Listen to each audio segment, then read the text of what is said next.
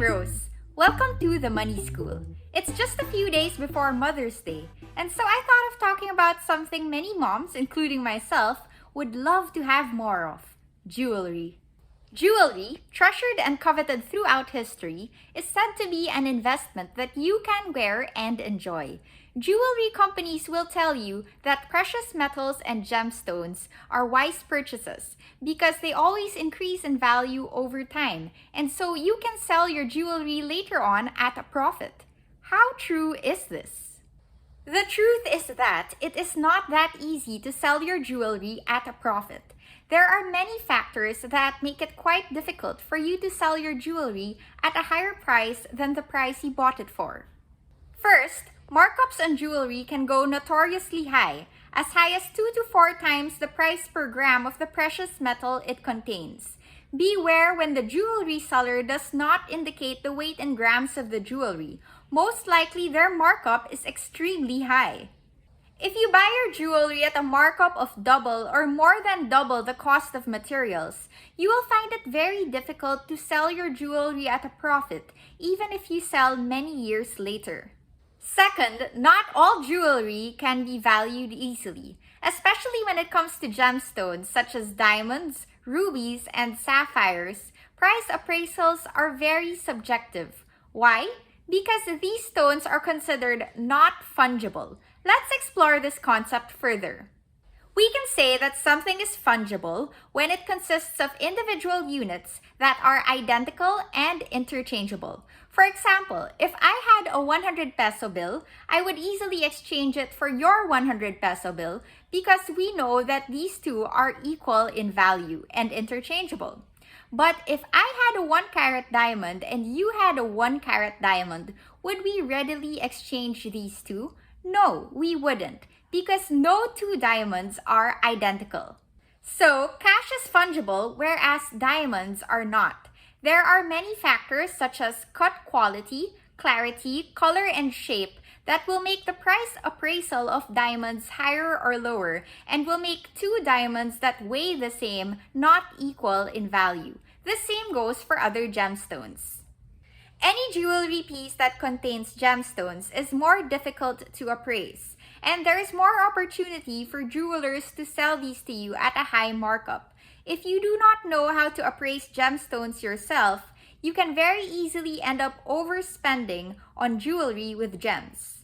Third, it is a myth that prices of precious metals such as gold and silver always go up. 100-year charts on the spot price of gold show that this asset is very volatile and does not show a clear upward trend. And so there is a chance that even if you are able to get your gold jewelry at a low markup, you may end up still selling your jewelry lower than you bought it if you find that the price is not in your favor at the time you want to sell your jewelry. Fourth, the most ready buyers of jewelry, pawn shops, will never buy your jewelry at current market prices. They will always offer to buy your jewelry for much lower than the actual value of your item, with appraisals typically being just around 25 to 60%. And so, immediately liquidating your jewelry comes with a steep price. Fifth, because jewelry is a real asset, it is not as easy to liquidate as paper assets such as stocks and bonds. You may have difficulty converting this asset to cash. It may take longer to liquidate, such as other real assets like property and art. For a more detailed discussion on paper versus real assets, see the link in my description to my video on assets. I'm not saying that you should not buy jewelry.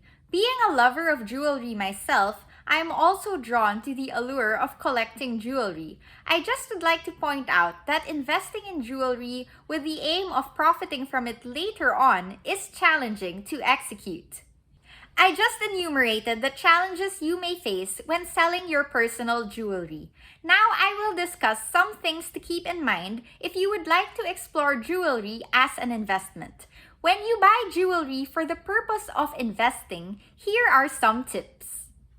Number 1, buy jewelry that for the most part is fungible, such as high-carat gold or platinum. Avoid gemstones unless they are of truly exceptional caliber. which you'd only be able to afford if you are a high net worth individual. Number 2, only buy from sellers who are transparent about the weight in grams of the precious metals and about the markup on the jewelry they sell, and try to negotiate for a lower price if possible.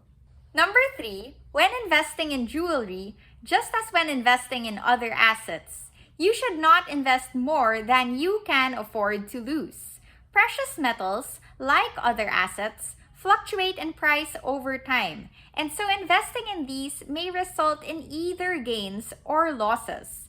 Do not use jewelry to store the value of funds you may need urgently, such as your emergency fund or your savings.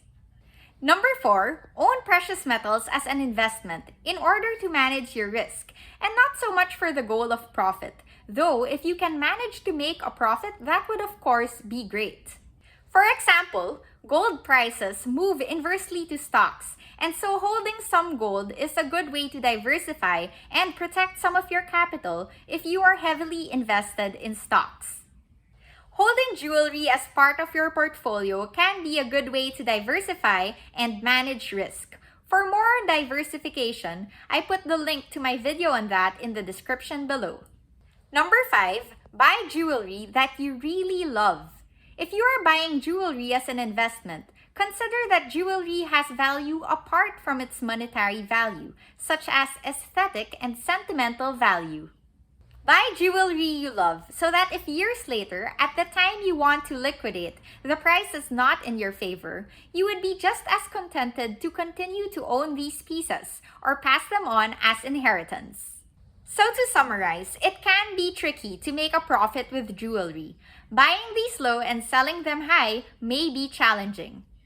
However, if you are careful when choosing your jewelry, negotiating the lowest prices for the highest value items, then you may have a better chance at making a decent gain when selling your jewelry later on. Some jewelry can be considered investment grade in composition, and these would be good to have in your portfolio to achieve diversification. On a final note, and just in time for Mother's Day, here is a good, though admittedly biased, argument in favor of jewelry as an investment. If you give fine jewelry to the mothers in your life, they essentially didn't pay anything for it. And so if in the future they decide to sell, any price they sell it for would technically be their profit. Think about it. Jewelry and flowers are super pretty, but flowers wilt fast and have no cash value. And so as a gift for the mothers this Sunday, you can't go wrong with investment grade pieces such as high carat gold. It's like giving money but with more thought put into it. You're welcome! I hope that this video helped you guys find out more about buying jewelry as an investment. Please like this video and subscribe to The Money School. Let's learn more about money.